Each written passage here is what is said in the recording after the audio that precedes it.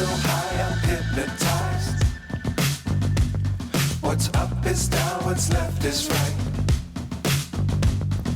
Chasing stars and holding you. I can't see the end, but we'll see it through.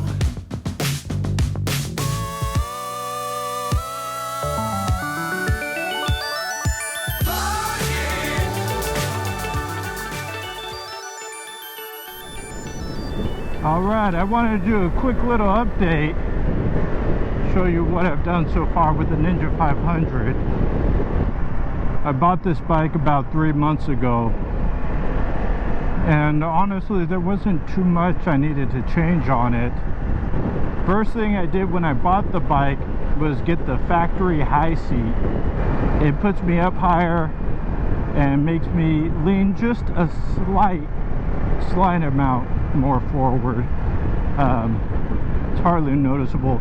The one thing that does suck is the 40th anniversary edition, and I think the regular SC edition comes with this high windscreen, but that puts the wind right at the bottom of my helmet. It makes a ton of wind noise. I'd actually prefer to have the stock short windscreen hitting on my chest.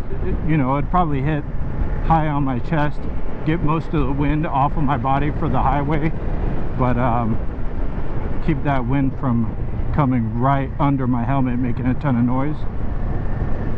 We'll see. I'll get that eventually and give it a shot, but even with that, the high seat is really nice. The other thing I did was this ASV lever. I got a nice match in the bike, selected blue with the green dial. The stock lever, there's no adjustments. I have smaller hands, so getting the perfect grip on it was a chore. These are nice because it's fully adjustable. I found that the lever is kind of sloppy going back to normal, going back to resting. You'd let go and it wouldn't snap back like this. I saw online for the Ninja 400s that you could buy a spring down where it actually engages the clutch, but I went down to Ace Hardware and just bought an assortment of springs, went home and tried to see what fit, put that spring on, and now I get the nice spring action. After that, the stock tank grips that come with the SE version are worthless. So there's another SoCal local company, Stompgrip. I've had them on a few bikes now. I definitely suggest them. There's not a lot of Ninja 500 specific products yet on the market, being such a brand new bike. So I bought the Ninja 400 grips that they make, and they weren't perfect for the application, so I had to cut them a little bit. I think I used the opposite sides. I used the right one on the left and the left one on the right. Another reason I wanted to change those grips was the black grips were ruining the look of the paint job.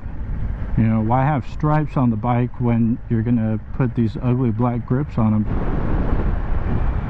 But let's say after the sticker, the second biggest mod I've done is the exhaust. I put a Leo Vinci, let's see, Leo Vinci Corsa GP, I believe. Carbon something. Oh shit. The ABS works. I put the Corsa GP on and it made a world of difference. Not so much in power, but in sound. Now I can hear the bike. Here, let's start it up so you can hear that exhaust.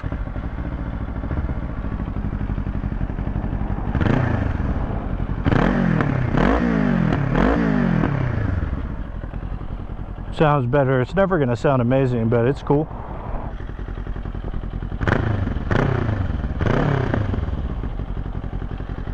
I left the DB killer inside it because I tried it first without it and it was just so loud and annoying. It was just killing my ride. Put it back in and it, you know, it's mellow, But I like that. Here's the grips I was talking about. I think I cut like over here. I believe they're flipped upside down. This is supposed to be on the other side, but I thought it lined up best like this. You can totally see the stripe now all the way through. Oh, this is the oh, I got the combo. I forgot about that combo of black. This one black and this one clear. I had to cut this too. I mean, I didn't have to. I could have lined it up some other way, but I rounded this so that it fit a little better. Squirrel and 10 horsepower. Left this one because I don't need a grip up there. Here's that lever. Here's that spring I was talking about. It helps when you let go, it'll spring it back, push it back down. Otherwise it's just really soft and really wouldn't just spring back. In my first video I showed that I got this tail tidy kit from Amazon, cheap Chinese kit that you use the stock lights on. It works perfectly. Yeah, I like it. Stock lights were cool, especially this. The SE version comes with the LED lights, so you don't have to lose those. And yeah, it's a lot nicer that way. Here you can see my DB killer in there. Don't forget to use some Loctite. Don't want to lose that screw. I know I'm not comparing, but this is the factory high seat. A little bit higher. Nice and flat, like the other 500 seats. Doesn't really push you forward.